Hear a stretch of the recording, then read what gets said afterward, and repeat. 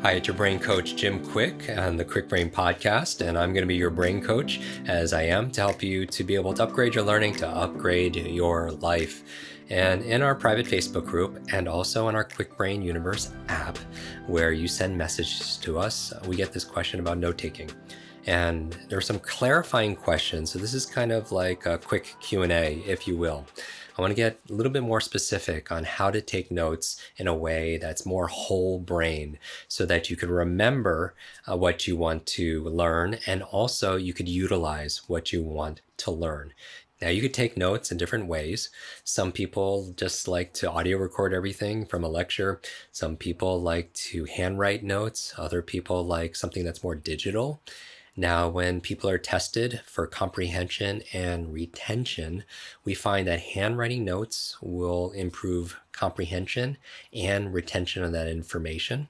We talk about that, the reasons why, in another podcast. You can refer back to that. We'll put a link to that in our show notes at jimkwik.com/notes. You should always read the highlight notes, always speed read those.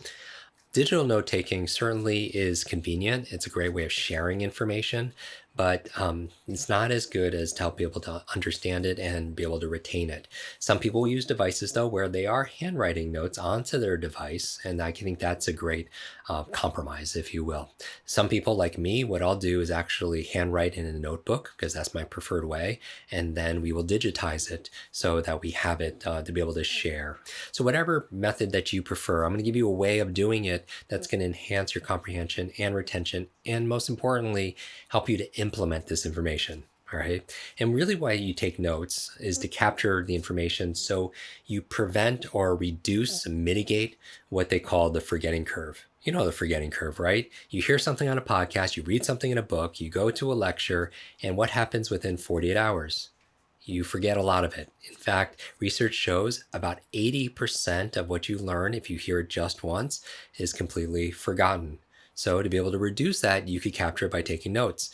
Now, when there was research done at universities to find out the best way of taking notes and the worst way, one of the worst ways is actually, as you can imagine, is verbatim, like full transcripts. Having 23 pages of word for word verbatim a lecture, if you will, of a lecturer, of a professor, is not as useful as having the key words and the key ideas.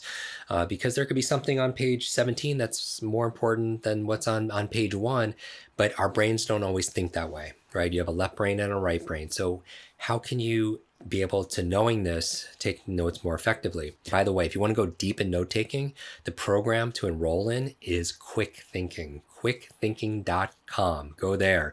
It's one of our flagship programs, along with our quick reading program and our quick recall program. Kwik Thinking is a little different because your ability to think and to adapt is your ultimate competitive advantage, to be able to solve problems, to make better decisions, to be more creative. And that's what Kwik Thinking is about. So we go deeply into the training. Again, these podcasts we make free, so it's consumable tips. But if a tip is something, an idea that can help move the needle a little bit, a training is where you permanently have this superpower, a new level of capability and ability, skill to be able to take things next level, because I get you every day for like 21 or 30 days for 15 minutes a day. So we can really make it a habit, these things. So let's go into the note taking. So one of the ways you could take notes is to grab a piece of paper. I'm going to use a whiteboard for the purpose of this illustration. And what I do is, if I'm listening to, let's say, a podcast on sleep, right? We've done a lot of episodes on how to maximize and optimize your sleep. And we know that better sleep will lead to better focus the next day, help you to solve problems the next day, help you consolidate short to long-term memory, all the benefits of sleep. What I do, instead of just writing notes on a piece of paper, is first I'll put a line right down the page. Very, very simple. Line right down the page. Okay? And then what I do is, on the left side, I'll do something called capture. And on the right side, I'll do something called create. And this is what I call the capture create method. So you capture on the left side, and on the right side, you're going to create. So very, very simple. We want to keep this extremely simple and easy. So left side you capture, on the right side you create. So what does that mean? That means on the left side, you're taking notes, and on the right side, you're making notes. So you're going to take notes on the left side and make notes on the right side. Now, the subtle but distinct difference. And let me break it down for you. When you're learning something like how to sleep better, right? You're getting all these tips. You want to capture them. So you're going to capture those ideas on the left side. You're going to get tips if you listen to our podcast and the many we've done with interviews with people like Sean Stevenson, like the sleep doctor, Dr. Michael Bruce, and so on. We'll get tips on like no caffeine past 2 p.m. And I would write that on the left side, right? Maybe you'll get a sleep tip on having an alarm clock, not just to wake up, but alarm clock to go to bed, keeping a constant schedule, blackout curtains. Those would be things that we capture on the left side. Maybe something like having your mattress cold or sleeping in a cold room will help you to prompt you and trigger you to know that it's time to go to sleep, produce melatonin, and so on, right? Those would be your captures. But on the right side is where the magic happens. Left side is kind of like your left brain. It's very logical, it's very language driven, sequential. But if your mind is going to distract you, and it often does when we're trying to learn something, or listening to a podcast, or reading a book, or listening to a lecture, then I rather, instead of it going somewhere random, I rather it go to the right side of the page, which is your right brain, which is, if the left side's logical, the right side's more imagination, it's more creativity. And that's why the right side is create. And so you're making notes. And so what are you putting on the right side? You're going to put your impressions of what you captured. So something like, how can I use this? So that's where your imagination goes, right? All the different ways you could use this. Another question you want to ask yourself that you could help make notes to prompt you by giving you a question: why must I use this? You know, if you have a little bit of downtime, instead of being distracted, thinking about the dry cleaning or something you have to do right after that for work, then like, why must I use this? Why? Because it goes from your head to your heart, right? And then finally, when will I use this? I'm going to start this today, right? One of the greatest productivity performance tools you have is your calendar. And if you don't schedule it, it's not going to happen. That's why I say for every hour you spend listening to a podcast, and in this case, it's only 15 minutes. That's why you binge listen to so many of our shows, right? Spend another hour implementing it. That's where you take the ideas and you put into implementation, right? And hopefully I give you a little inspiration. So it goes from your head to your heart to your hands. You have an idea in your head, but you're not acting with your hands. Get your heart involved. So on the right side, I'm using my imagination. I'm thinking about, how can I use this? How does this compare to what I already know? What questions do I have about this subject? That's where you're creating. Who do I want to teach this to? That would be on the creative side, right? And how does this even relate to something else that I learned? Maybe it's something that's contradictory to something that you just learned. So put that on the right side. So you capture what you're learning on the left, and then you're creating on the right side. And again, this is what I call the capture create method. You take notes and then you make notes. And it's so simple. And here's the thing, it's the simplicity that fools you.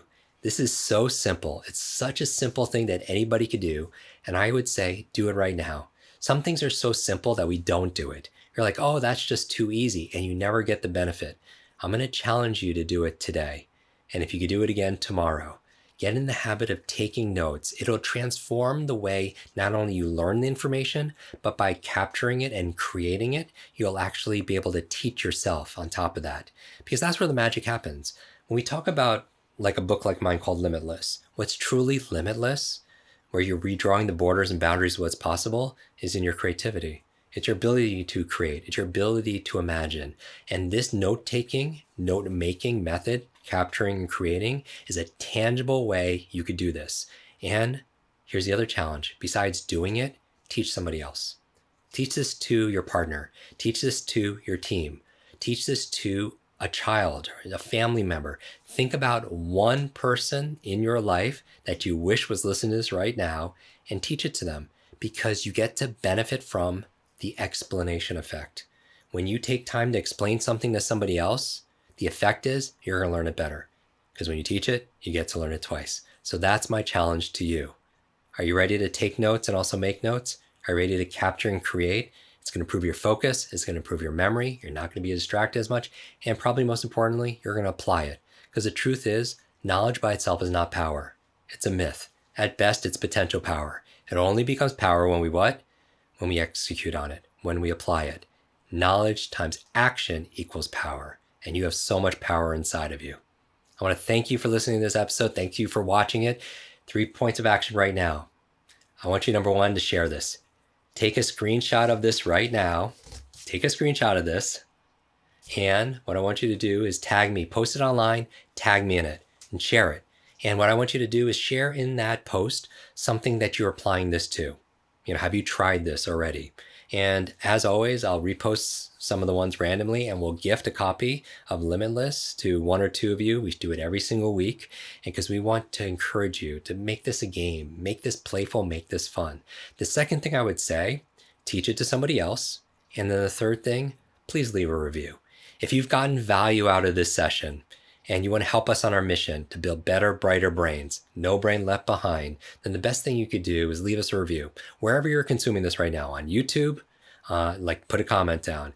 Maybe it's in Spotify, maybe it's in iTunes, maybe you want to leave a review on Amazon. We have, I think, 14,000 reviews for Limitless.